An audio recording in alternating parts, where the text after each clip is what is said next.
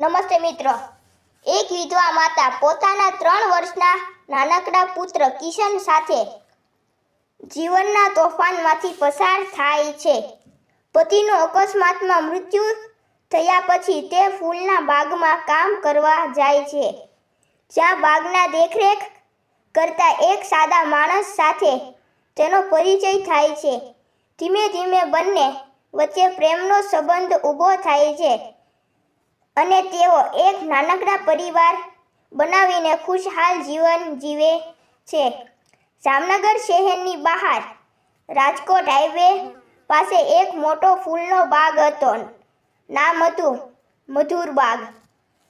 આ બાગમાં ગુલાબ, મોગરા, જાજી, સૂરજમુખી અને અનેક બીજા ફૂલોના છોડ હતા.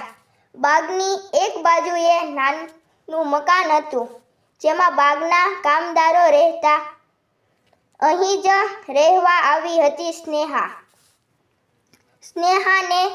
સ્નેહાની ઉંમર હજુ 25-26 વર્ષની જ હશે. તેના ચહેરા પર હજુ યુવાની ચમકતી હતી, પણ આંખોમાં એક ઊંડી ઉદાસી હંમેશા રહેતી.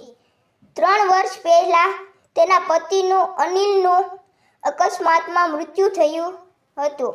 અનિલ એક મેકેનિક હતા. એક દિવસ વર્કશોપમાં ટ્રકનું મોટું ટાયર દબાવી રહ્યા હતા, ત્યારે ટાયર જેક અચાનક નીચે આવી જાય છે અને ભારે ટાયરની સાથે આયર્ન પાઇપ પણ અનિલ પર પડી ગઈ. તેને તાત્કાલિક હોસ્પિટલમાં લઈ જવામાં આવ્યો, પણ ડોક્ટરે કહ્યું, અફસોસ, ખૂબ મોડું થઈ ગયું. એમને બધા પ્રયત્ન કર્યા, પણ એમને બચાવી શક્યા નહીં. એ દિવસે સ્નેહાનું જીવન એકદમ ખાલી થઈ ગયું. તેમનો નાનો પુત્ર કિશન ત્યારે માત્ર કેટલાક મહિનાનો હતો. આજે કિશન 3 વર્ષનો થઈ ગયો છે. ગોલમટોલ, હંમેશા હસતો બોલતો રહેતો. તેના પિતાની યાદ નથી, પણ સ્નેહા રોજ તેને કહે છે કે બેટા, તારા પપ્પા આકાશમાં તારા માટે જોતા રહે છે. કિશન હસીને પૂછે, પપ્પા ક્યારે આવશે? સ્નેહાનું હૃદય દ્રવી જાય.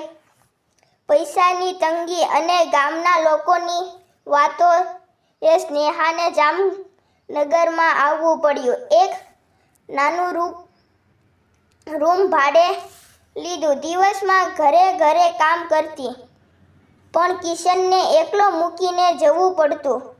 ત્યાં તેનું મન ભરાઈ જતું. એક દિવસ તે એક આશીર્વાદ આપનાર આંટીએ કહ્યું, સ્નેહા, મધુર બાગમાં કામની જરૂર છે. ફૂલ તોડવાનું, પાણી આપવાનું, બાગની સાફ સફાઈ.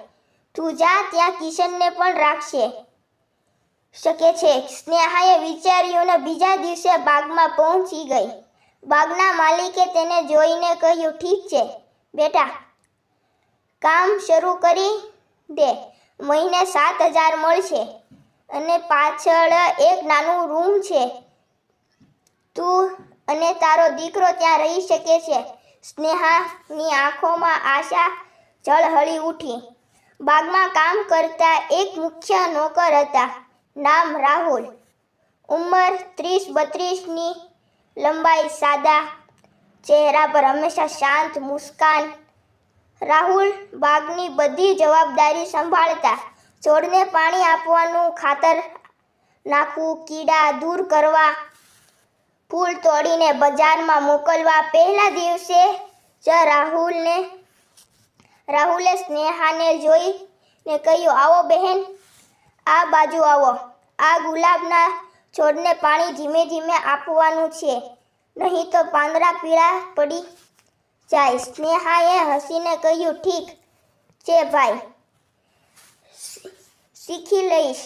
કિશન બાગમાં રમતો હતો. રાહુલ તેને જોઈને હસીને કહ્યું, આ તો નાનો રાજકુમાર. આવ બેટા, આ મોગરાનું ફૂલ જો. કિશને રાહુલના હાથ પકડ્યો અને બંને ફૂલો વચ્ચે ફરવા લાગ્યા. સ્નેહા દૂરથી જોઈ રહી હતી. તેના મનમાં એક અજાણ્યો ગમાવો આવ્યો. ધીમે ધીમે દિવસો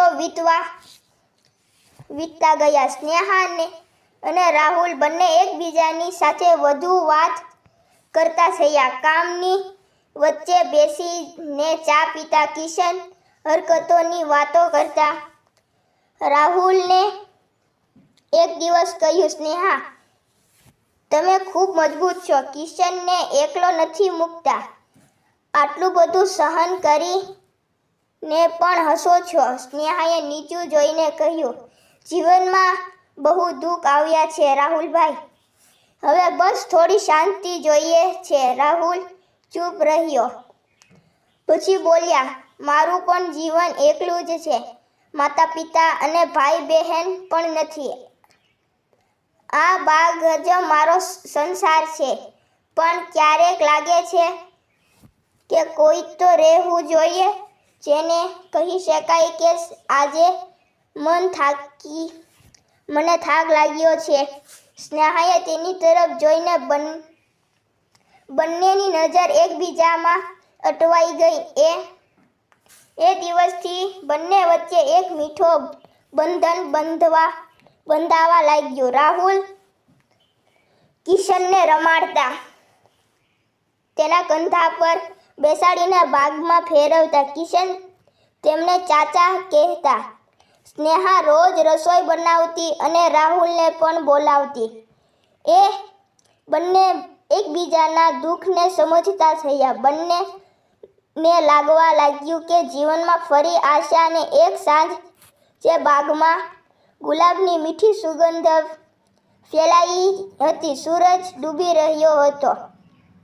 કિશન ઊંઘી ગયો હતો. સ્નેહા અને રાહુલ બેસીને વાતો કરી રહ્યા હતા. રાહુલે અચાનક કહ્યું, સ્નેહા, હું તને એક વાત કહું? બોલો.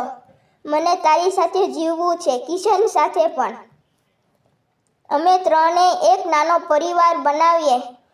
તને ખબર છે કે બહારની દુનિયા ઘણું બોલશે, પણ મારું મન કહે છે કે આ જ સાચું છે. સ્નેહા ચૂપ રહી. તેની આંખોમાં આંસુ આવી ગયા. તેણે કહ્યું, રાહુલ, મને પણ એ જ લાગે છે, પણ કિશનનું ભવિષ્ય, લોકો શું કહેશે? રાહુલે તેનો હાથ પકડ્યો. કિશનને એક મજબૂત પરિવાર મળશે. એક માં તો છે જ, બીજા પિતા પણ હશે. બાકીનું બધું સમય સાથે બદલાઈ જશે. સ્નેહાએ હકારમાં માથું હલાવ્યું. થોડા દિવસ પછી બંનેએ મોટી વિધિ નહીં, બસ 2-4 નજીકના લોકો, બાગના માલિક અને કિશન. નાના મંદિરમાં બંનેએ એકબીજાને વચન આપ્યા, હંમેશા સાથ રહેવાનું, એકબીજાને સમજવાનું અને કિશનને બંનેનો પ્રેમ આપવાનો. લગ્ન પછી જીવન બધું સુંદર બની ગયું. રાહુલ કિશનને રોજ સવારે શાળામાં મૂકવા આવતા. સ્નેહા બાગમાં કામ કરતી અને ત્રણેય સંભાળતી. સાંજે ત્રણેય બેસીને રમતા, વાતો કરતા. કિશન હવે રાહુલને પપ્પા કહેતો. એક દિવસ કિશને પૂછ્યું, પપ્પા, તમે ક્યારથી અમારી સાથે છો? રાહુલે હસીને કહ્યું, બેટા, હું ત્યારથી જ છું જ્યારથી તારી મમ્મીને ખબર પડી કે તે એકલી નથી. કિશન હસ્યો અને રાહુલને ગળે લાગી ગયો. આજે મધુર બાગમાં ફૂલોની સુગંધ વધુ મીઠી લાગે છે. સ્નેહા અને રાહુલ એકબીજા સાથે હાથમાં હાથ રાખીને બાગમાં ફરે છે. કિશન એમની વચ્ચે દોડતો રહે છે. જીવનમાં આવેલ દુઃખ પછી પણ તેઓ એકબીજાને મજબૂતીથી પકડી રાખ્યા છે. કારણ કે સાચો પ્રેમ એ એવો પવન છે જે તોફાન આભારી પછી પણ શાંતિથી ફૂંકાય છે અને જીવન ફરીથી ખીલાવી દે છે. નોંધ: આ વાર્તા સંપૂર્ણપણે કાલ્પનિક છે અને તેનો હેતુ માત્ર મનોરંજન તેમની થોડી પ્રેરણા આપવાનો છે. વાસ્તવિક જીવનમાં ઘણી વખત પરિસ્થિતિઓ વધુ જટિલ હોય છે, પરંતુ આ વાર્તા દ્વારા એ બતાવવાનો પ્રયત્ન છે કે સમય અને પ્રેમથી જીવન ફરીથી શરૂ કરી શકાય છે. વાર્તા સાંભળવા બદલ મિત્રો તમારો ખૂબ ખૂબ ધન્યવાદ.